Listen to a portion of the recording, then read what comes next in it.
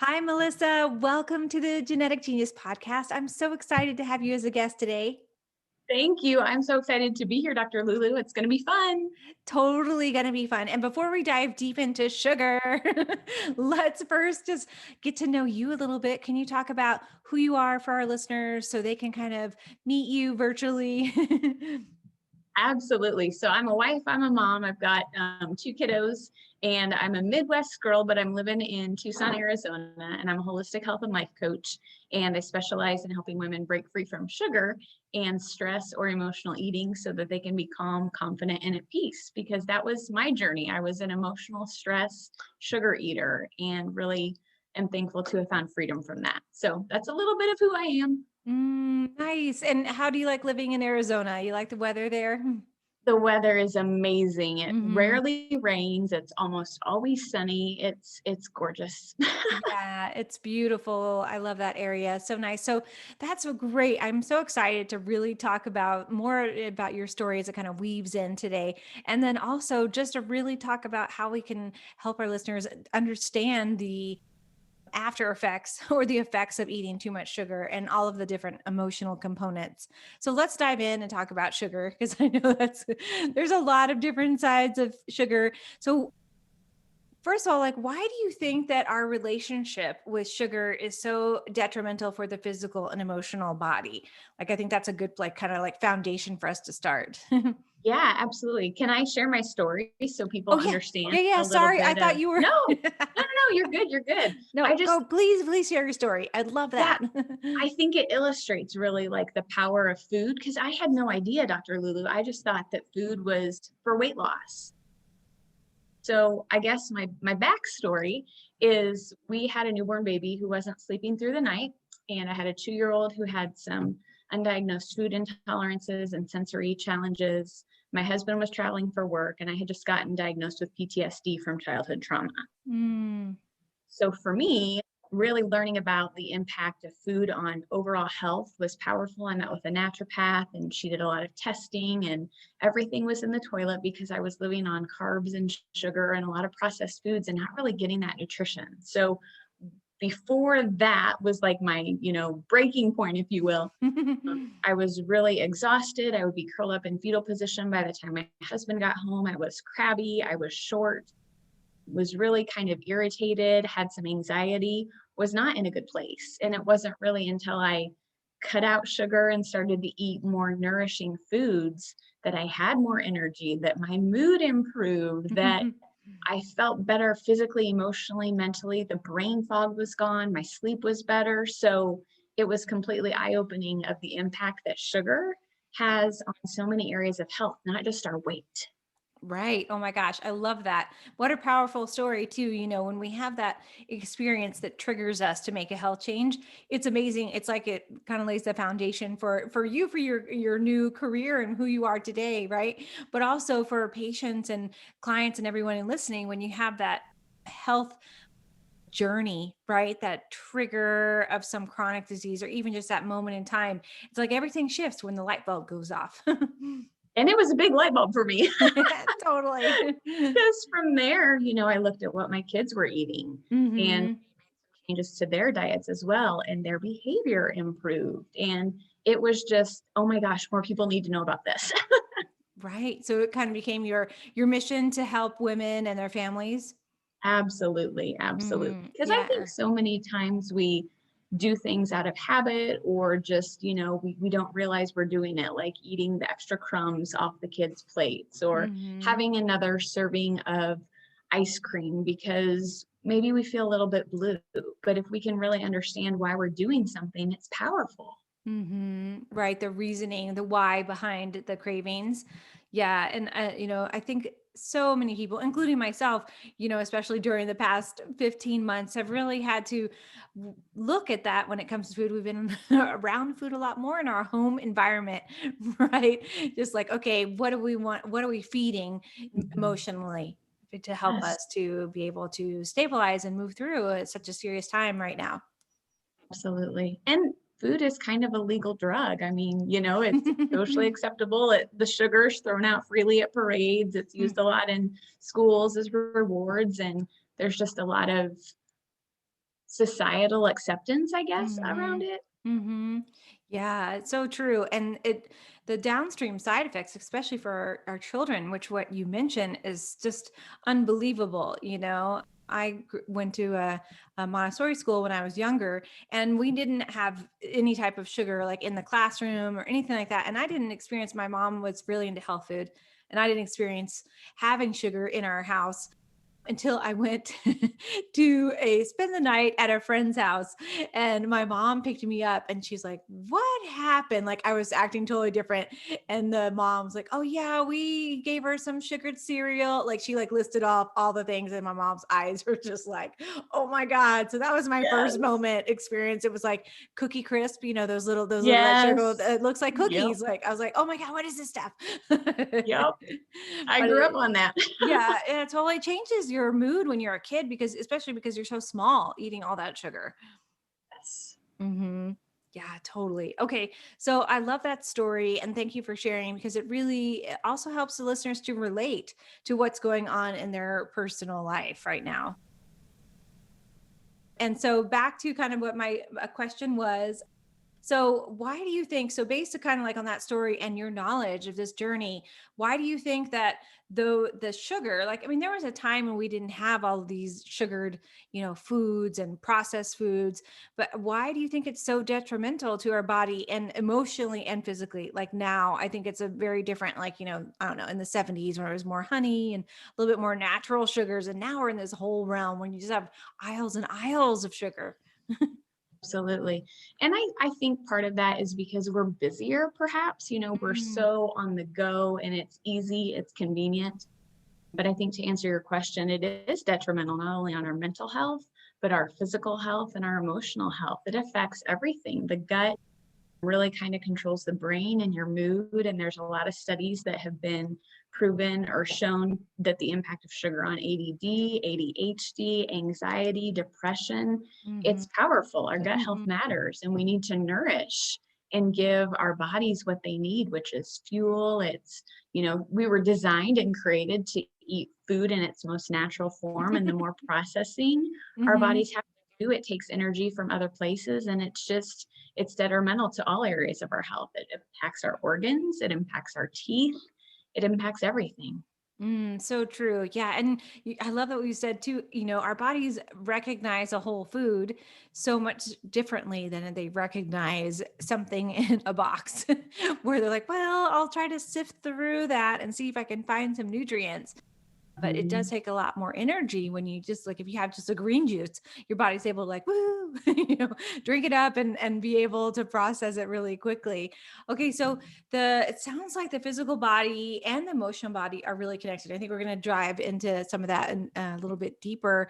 And do you think that the sugar aspect, so we're specifically with the emotional being, like the emotional body, do you think that it's because the cells are like given this sugar and it's like a drug to them, and then they crave it like more and more? Yeah, absolutely. Sugar is 9 times more addictive than cocaine, and it releases the reward centers in our brain. And so over time, we need more and more of it to feel that same emotion or feeling from the reward center. And Mhm. so I think over time, our bodies have just kind of adapted and adjusted, and it just keeps needing more and more to get that feeling. I don't want to say high, but that's kind of what it Right. is Yeah, because it of the totally is a high. dopamine center. Yes, it is a neurotransmitter high for Yep. sure. Yeah. Yeah. And what do you think that impact is with children? Do you have, on having them having that sugar not only as a reward, because you mentioned that reward aspect, having that reward starting in at that emotional aspect when they're a child, and then also affecting the way that they're having those spikes of sugar throughout their day? Yeah, it has a huge impact because a part of my story I didn't share is that I started hiding sugar in my room when I was 8. So Mm, my relationship with sugar goes way back, and that's part of the trauma. It's how I was coping with it. So I think, using my personal story as an example, it created that habit and that need and that desire almost for the sugar to mhm, escape or to handle things. And I think it's the same with any child. If we're using sugar as a reward, mhm. that creates the mindset that, oh, well, I need a reward when I've done something well. And, it carried throughout my adult life. I would have a really great day at home with the kids. I'd go to the grocery store. "Oh, I'm such a great mom. I didn't yell at anybody today. I'm going to have a treat." Like, it's just that mindset Mhm. of I've been good. I deserve a treat. And it starts at a young age. And there are so many other things that we can reward with besides food, besides sugar. Mm. I think it sets us up for that expectation as we continue to go through life for sure. Right, totally. Yeah, what are some of those other rewards, and how old are your children now? Our daughter is 13 and our son is 9. Nice teenagers. Oh, yes. Just as of almost a week ago.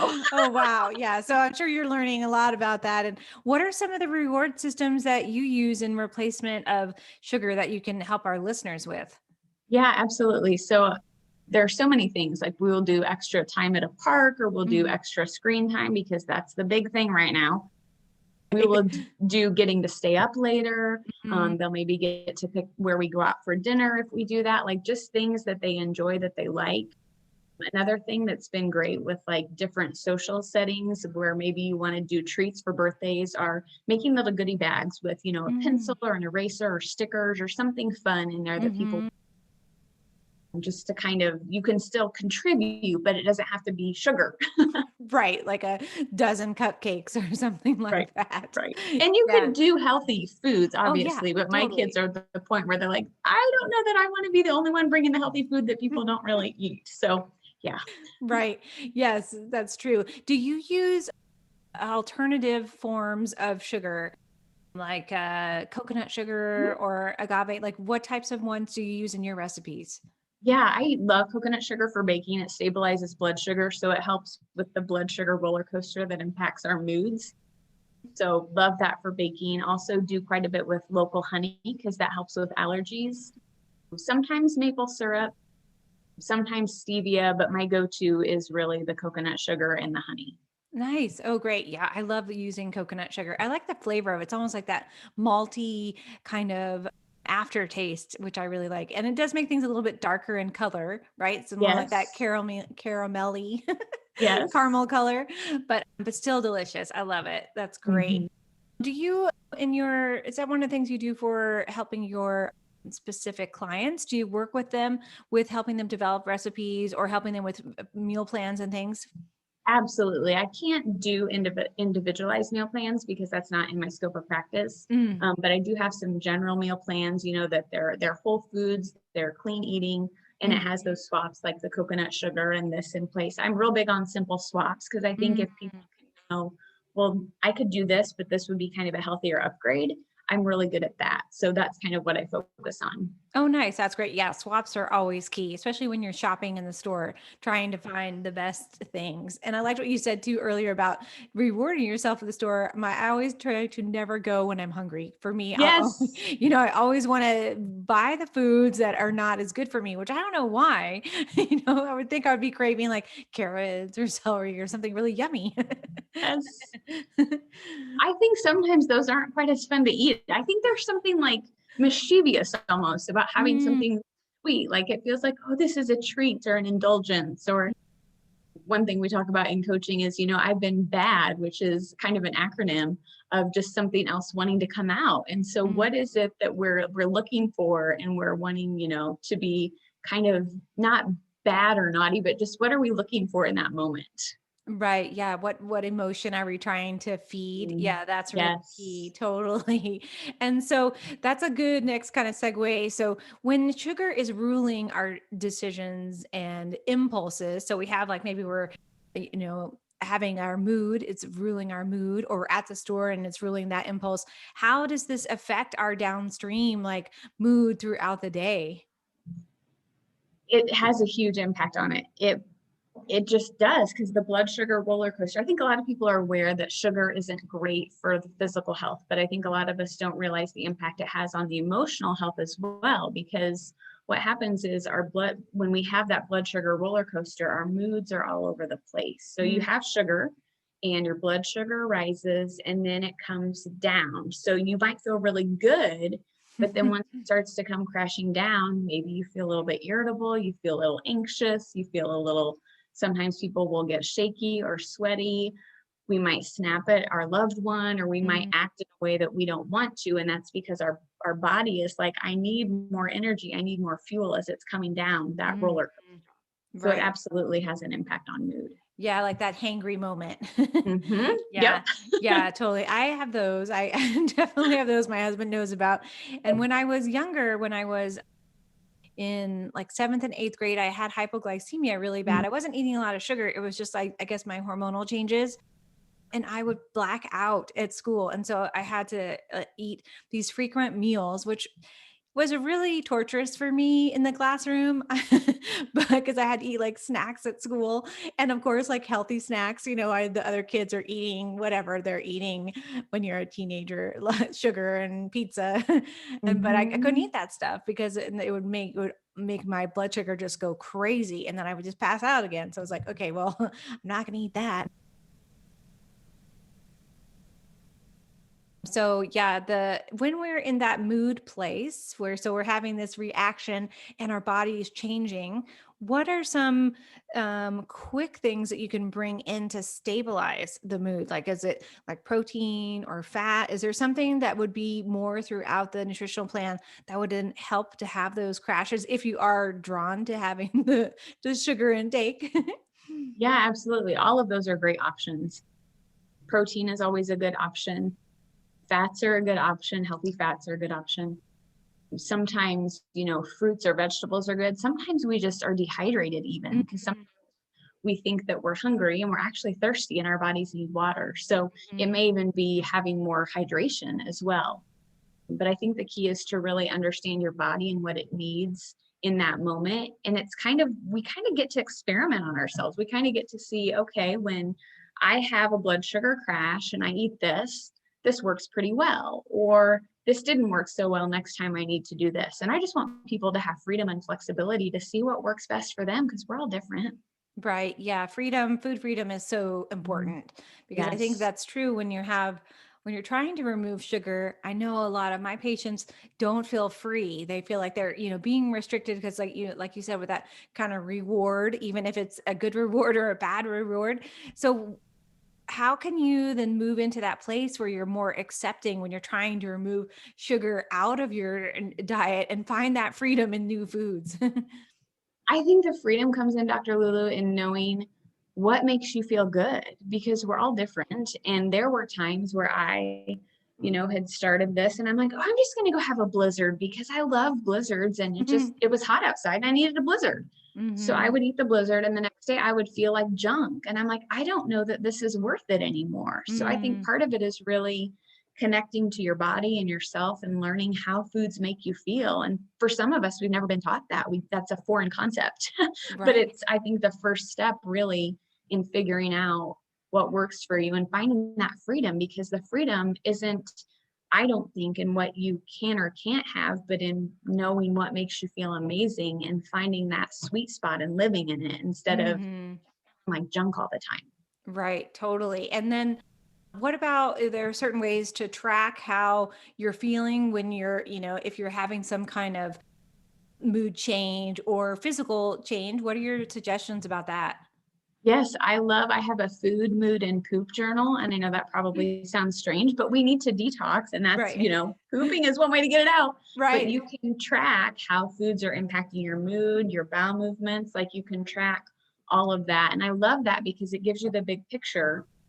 Oh, well, when I ate this food, I noticed this happened a couple of times, and you can pick up on patterns because I think we get so busy, it's hard to remember what we had for dinner last night sometimes. So if we Totally can is. track it down and then look back at the big picture, that's really, I think, a big awareness piece as well.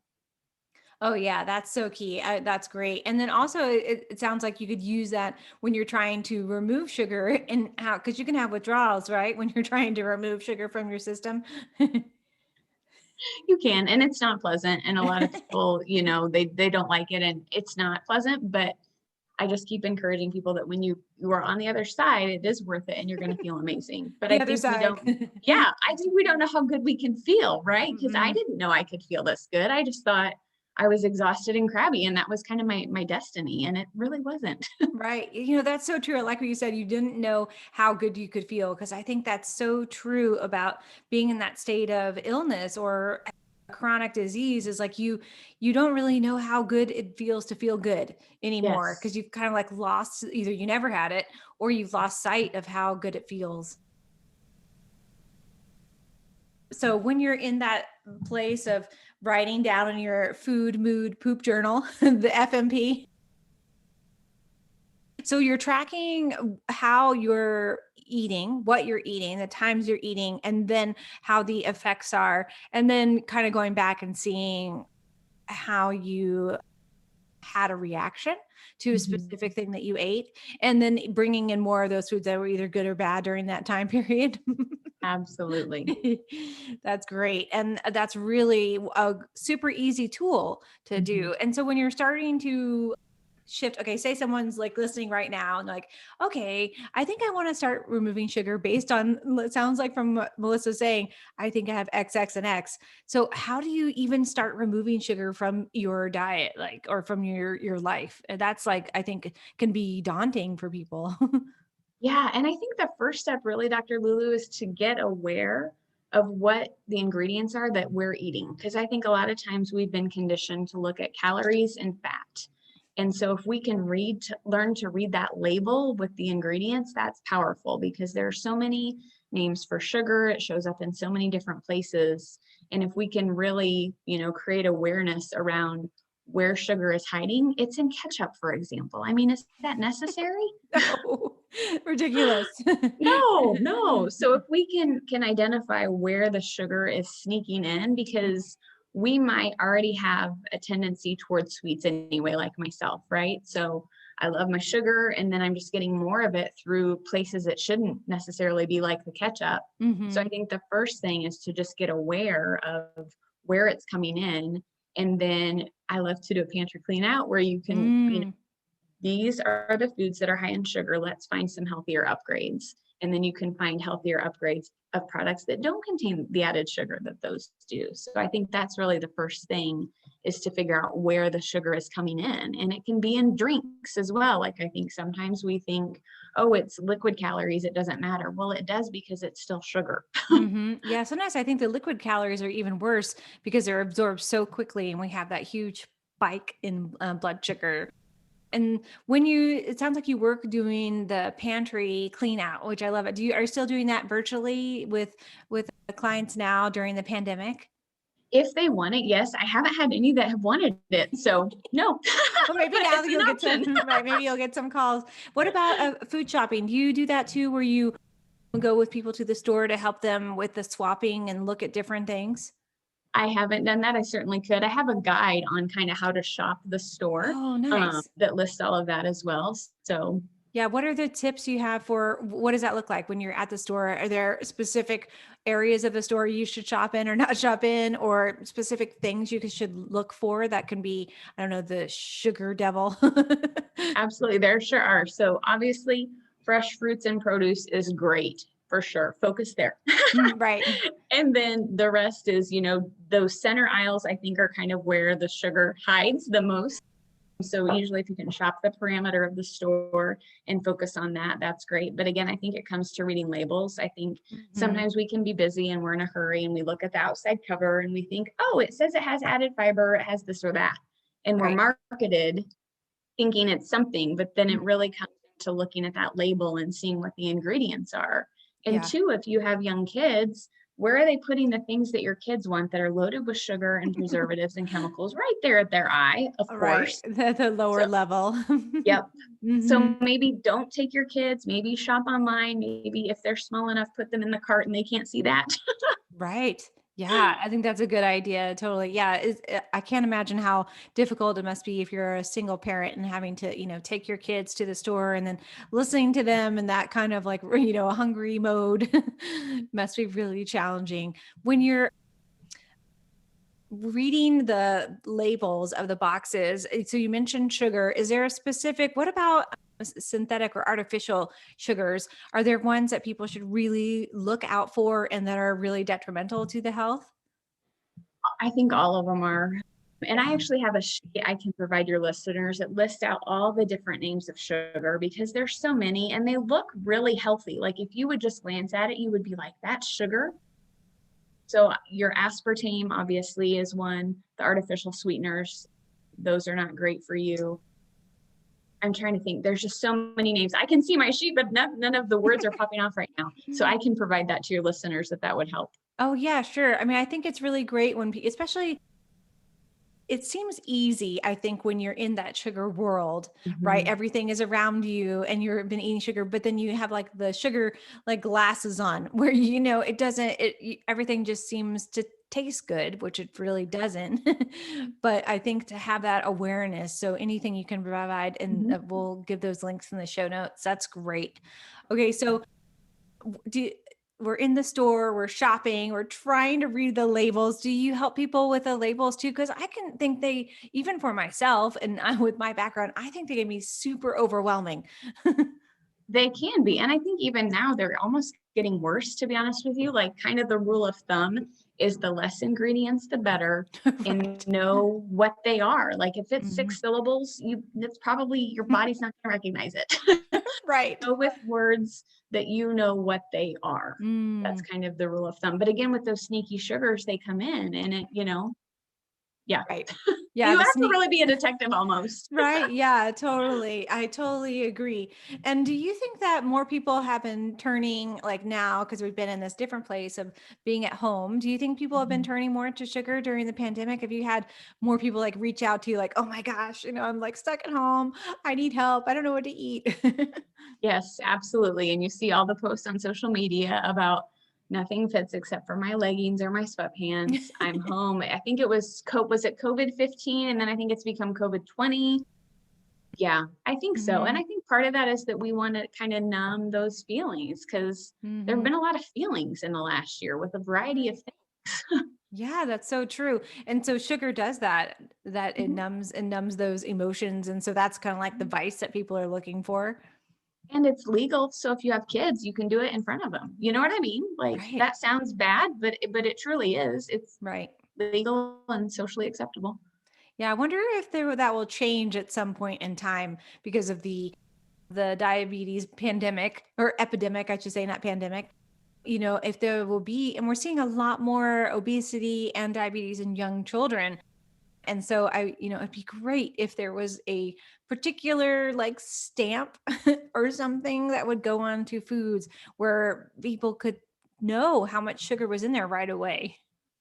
Yes, yes. I do believe reading in last year that Mexico was doing something along those lines. I don't remember if it was with soda or sugar, but they were doing something to kind of limit the intake for children. And I'm like, this is phenomenal. We should model that. Right, totally. That would be such a great idea. I hope that somebody does who's listening out there right now who Yes. takes this advice and go for it. Yeah, I'm always surprised when I'm out either, having, well, I haven't been going out for a cup of coffee as much or tea lately, but when I see young children having this like massive soda or Mhm. massive coffee, and I'm like, well, just because the parents are doing it, it's so bad, bad, bad for the children and for the adults too, but they should know better. Absolutely. Absolutely. Our daughter, this is kind of funny. She had a classmate bring her and another friend Dutch Brothers coffee. And I'm like, what? Wow. To Like, school? yeah. And Wow. I'm still processing that, Dr. Lulu, because I'm like, first of all, do middle schoolers drink coffee? My daughter doesn't drink coffee. Right. I So don't think that's a good idea. no. And then I'm like, I still don't understand it. And I've tried to understand it, like asking her questions without being like, "Ah," but Right. Yeah. Well, that's another thing you're saying, like sugar's a drug. Well, so is caffeine. And we've, unfortunately have a store in the United, well, all over the world that, that's their promotion. And it does have detrimental effects to the system when we're consuming, especially the sugar and the caffeine together. Like you were saying, with that huge spike in blood sugar, and the caffeine does it too. We have that, then we're just flat out like laid out on the couch. yes. And you think of the energy drinks and all of the things that are, out there. Right, totally. So when during this time of the pandemic, when people are looking for different ways to feed that emotional sugar dragon, what are the ways that they can feed it? Is there, is it just like you got to like turn it off? I mean, I think if you're in that mode where you are used to that noise or that call, how can you even address that? I think the first thing to do is to really ask, what am I hungry for? Because I think a lot of times it might not be a physical hunger. Maybe Mm, we're looking for connection, or we're looking for some fun, or there's some area of our life that we're maybe feeling a void and we want to fill that with sugar because it seems easy and quick and mhm, painful, right? So I think the first thing is to really get curious and ask, what am I hungry for? mhm. And I'm a big fan of journaling because I think that helps, us connect a lot of dots. We kind of get what's in here out on paper. It doesn't have power when it's outside. And so if you can kind of journal some things, and then maybe there is a physical craving, maybe there is some nutritional, deficiency or something that's missing. But I would guess that the majority of the time it's something, emotional or social or relational that we're missing out on, and we're using sugar to kind of fill that spot. Right. Yeah, it's the gap filler. Yeah, and the filler and many other things too. Totally. And so when you're recognizing it, I think the journaling is a wonderful way that you mentioned to, and it opens up the door, like you were saying too, to address that emotional trauma piece. So when you mentioned earlier that when you started eating sugar, or did you said hiding sugar? Is that what you mentioned at that young age? That there's a lot of patients and people listening and out there that have had that same story. I've heard it many, many times. And, it's because I think that reward, first of all, like you were talking about, is given so early, and then they feel guilty for either asking more or they're told they can't, right? So then starting to hide it. If you have that pattern, when you first how did you first recognize it? Like, did you know about it? How did you connect it? It was years later. It was just a few years ago that I Mm, realized it. I'm like, "Wait, I've been doing this my whole life." I mm, mean, I was just so ingrained in me. My mm. mom did it. My dad died when I was 2. That's part of the trauma. So I remember being a little girl, we'd go to my grandparents' house. As soon as we get there, she'd go right to the cookie jar. And so it was just, I think, maybe her coping mechanism. And I learned that because so much is caught rather than taught with kids. So I think for me, it became a coping mechanism, and I didn't even know I was doing it Mm. until just a few years ago when I was like, let me just look at kind of my story and where this came in. So I really had to sit back and get intentional and figure it out because I was just busy going through the motions. Right, totally. Yeah.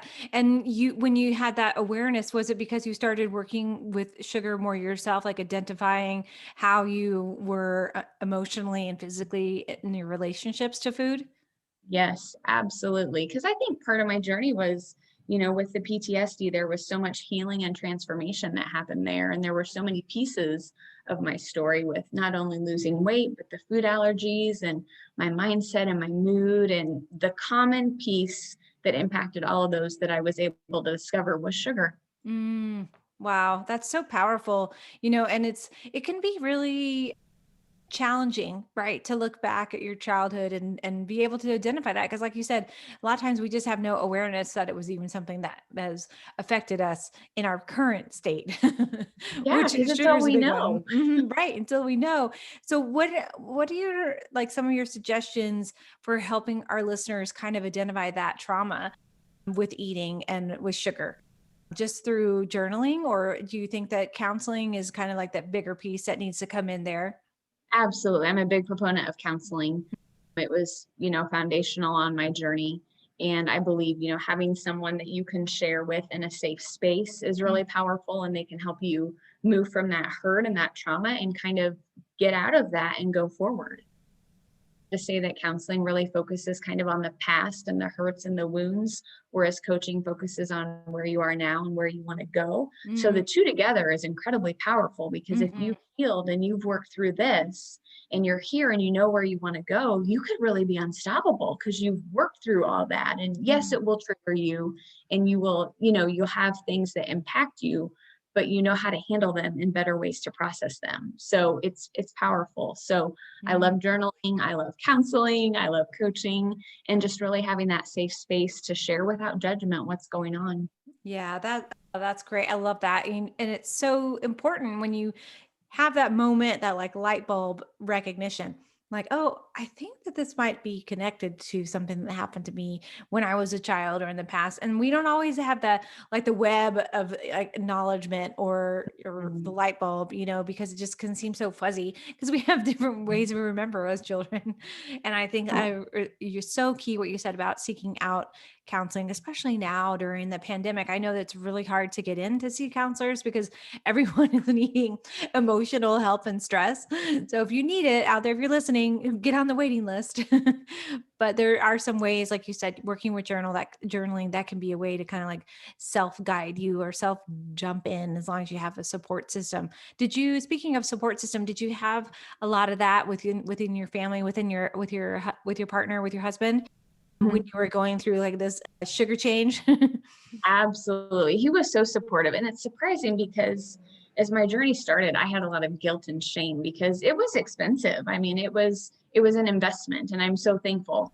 But I just remember feeling guilt of, oh my goodness, we just spent all this money on me. And what if it doesn't work? What if I don't get better? What if? But Mm, thankfully, he was like, you are worth it. This is important for you. This is important for our family. And it did work. And I am doing, great. So I think that support is so important. And someone who's not going to, if you have guilt and shame like I did, who's not going to contribute to that. mhm. Because your health is really an investment, it's not an expense. And I had to shift my mindset around that. Oh, that's so powerful what you just said. And that's like the so key because we're moving into this state or this new state where hopefully people are opening up to the concept that health is a state of you need it. It's prevention. It's not about you. It's not for sickness and illness. It's for health. And that's like we have to Yes, move into that new state of being and understanding when it comes to medicine because it's killing us.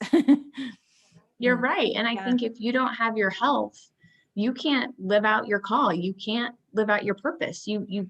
There's so much you can't do if you're not in good health. And, for me, when I transitioned and shifted and really focused and invested in my health, I became the woman and the wife and the mom I wanted to be. And that's powerful. That's the legacy that I'm leaving my family. So powerful. And yet investing in your family in your life so that you can have more time with them and more, and also like you mentioned earlier, they can see you as this amazing role model, and because when you had that relationship with your mother when you were younger, that translate, I'm sure that your kids see sugar in a whole different aspect. They do. They make me laugh because they'll be like, oh my goodness, I can't believe what so and so had for lunch. And oh my goodness. And I'm like, okay, that's okay. Like, we're not Right. judging. Yeah, no judgment. We're just curious. And my daughter, I'm like, so how is your friend's mood during the day? And I'll try to get her to think like how food is impacting her friends and what Right. she's seeing. And yeah, it's Yeah. it's interesting. Right. Instead of isolating and judging. Yeah. Because we don't want to do that about anything that anybody's eating. No, But as kids, it can no. be, it's a different perspective, right? Yes. So we're working on that. Right. Totally. So let's talk about weight loss a little bit when it comes to sugar, because I think that's the last key component today. Why do you think that it's so challenging for people to lose weight when sugar is this kind of like crux, even when the sugar comes out and they like become, start to reduce it, it's still like the weight doesn't give.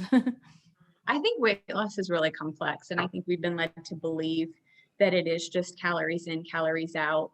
You withhold, don't eat enough, and you overexercise, and you'll lose weight. And that's not really the case because, as you know, things like stress, sleep, hormones, food intolerances, those are just a few of the factors that Mhm. impact it. And so I remember doing a certain diet program. I won't say what it is, but I remember doing it and I figured out a way that I could still have all of the sugar and all of the treats and stay within my daily allowance. You're like, wait, I'm cheating. Uh-huh. Yep. And it didn't work. And I wondered why, but because I was staying within my little plan, I was in my Right. budget. But yeah, Yeah. Yeah. And I think that's really true about there's lots of different programs out there. And when they have that, they're like, oh, yeah, just eat whatever you want as long as you do XYZ. I'm like, "Well, that's not a good way to help people to learn how to eat healthy and eat, nutritional foods and eat a whole foods plan. Like that is totally like the worst thing you can do." yep. Yeah. And I think, there are a lot of people out there who need help, and those programs can help them to make the jump off, right? When they're in that state where they're just needing someone to help them even learn the basics. So I'm not discounting all the different programs out there because they can be helpful for sure. They have a lot of knowledge. So, okay, when you're in that state and you're trying to lose weight, you recognize that the sugar is affecting you. What are some of the other organs or systems that can be affected by sugar and sugar addiction? So we talked about like weight, the cells of the body, the adipocytes that hold on to the sugar and the toxins. Are there other organ systems that can be affected? Absolutely. Your teeth isn't an organ system, but teeth are obviously affected. Right. Your liver is Mhm. affected. Your pancreas, there are so many Yeah. areas that are affected just because it goes in and it wreaks havoc, for lack of a better word, Mhm. um, on our system. Yeah, that's so true. I remember I worked with a doctor in Seattle, and she always used to say that sugar is like battery acid for our body, affecting like every single organ and every single cell. And I always remember that. I'm like, oh, yeah, there's a reason why we shouldn't eat sugar. So if we're in that place and we're really trying to break free from sugar, what's that first step? Like, what are three tips that people could start to implement like right now? Like, oh my gosh, this resonates so much with me. What can I do? Yeah, I think getting curious on when you're wanting the sugar is really powerful Mhm. because if you notice, okay, my kids are going down for a nap and I need something sweet, what is behind that? Like, I think if we can identify the root of the craving, Mm, that's really powerful because, again, it might not be we really want sugar, we want something else, and we're looking mhm, for it in place of sugar. So, I think really getting curious on when am I craving this and see if you can notice a pattern is powerful. mm, Um, the second thing is to make sure you're hydrated. A lot of times we think that we are actually hungry or we have a craving, and we may actually be dehydrated. So right. I would suggest a simple thing to do is to make sure you get half of your body weight in ounces of water a day. That's for sure. And I think the other thing is experiment with different foods. There are a lot of things like cinnamon and turmeric and figs and berries and carrots that are sweet that are actually healthy. And I think Mhm. if you can integrate some of those into your palate, your taste buds will change and you'll actually maybe find yourself leaning towards those healthier sweet choices instead of the cookies or the crackers or the Oreos or ice cream or whatever that is. So those are Mhm. maybe three things to get started, in addition to reading the labels. Right. For Yeah, bonus tip. yeah, yeah, yeah, totally. And I really like what you said about experimenting with different foods because it's true. We have so many different spices, and I love making like things with dates. There's lots of ways Mhm. that you can mix it up when you start to use those alternative foods, or no, they're not alternative, the real foods. I shouldn't say alternative. The real foods, you start to recognize like the actual sweetness because your palate changes, right? So you're able to, I don't know, have a different introduction, a different friendship with the Yes, food. absolutely. Because now Friendship, carrots taste really kind of sweet. And yeah, who knew? I mean, who knew that right? carrots had a sweet, taste to them? Right. Well, that's probably why babies like them when they're so little, right? They're like, "Oh, this tastes so good." So tell us about how you work with clients. What does that look like if someone is wanting to work with you? Sure. I have a Finding Freedom program. It's 12 weeks. It can be done via one on one, all 12 sessions together. I also have it as an online course. So if people want to do it on their own, that's an option. And then you can also do the course with some coaching as well. So kind of, different options for price points, time, whatever people need. I want to make it accessible because I know Hmm. everybody has different needs with time and money. Right. Yeah, that's great. I love that. And it's nice that it's extended out because you can't make a change instantaneously overnight, right? I mean, you could try, but you probably stress yourself out. Yes. And then you would be disappointed because it doesn't work most Right. of the Then you time. just feel, Really got yeah, to change the habits. totally. Yeah. And if you want it to stick, right? I think what isn't it Yes. what it's 90 days is the quote unquote standard for making a new habit stick. Yep. And that's how long the program is. Oh, nice. Oh, perfect. Well, I find it interesting too because our red blood cells, we make new cells, every 90 days. So I'm like, oh, the cells have a memory, right? They remember what that is. And so, how can listeners one find you, get in touch with you, and then tell us about the amazing free guide that you have that they can where they can find that too. Yeah, absolutely. My happy home is www.free, the number two, the letter B, coaching.com. So free to be coaching.com. And there's access to, how to work with me. I've got some freebies on there, just various resources. On Facebook, I'm Happy Healthy Mama.